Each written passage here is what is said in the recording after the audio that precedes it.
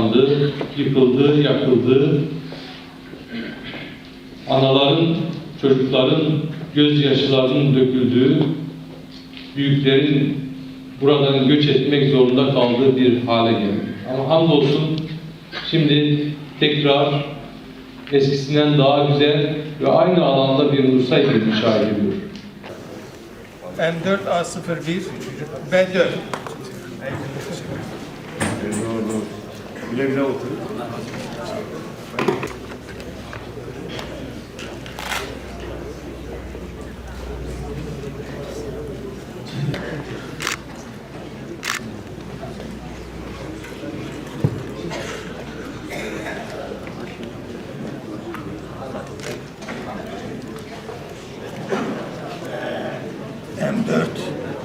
M4 A02 B1.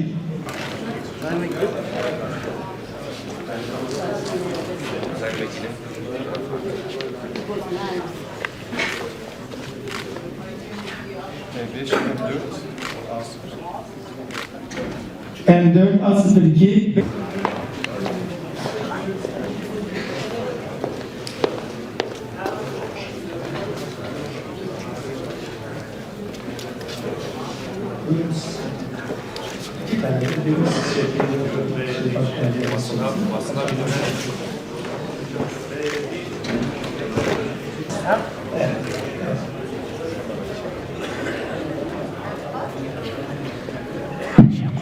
M4 A03 B2.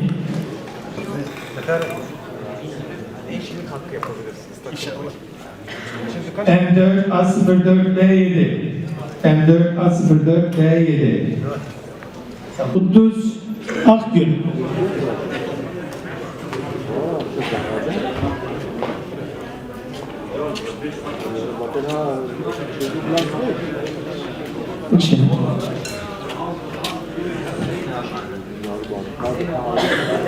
B21.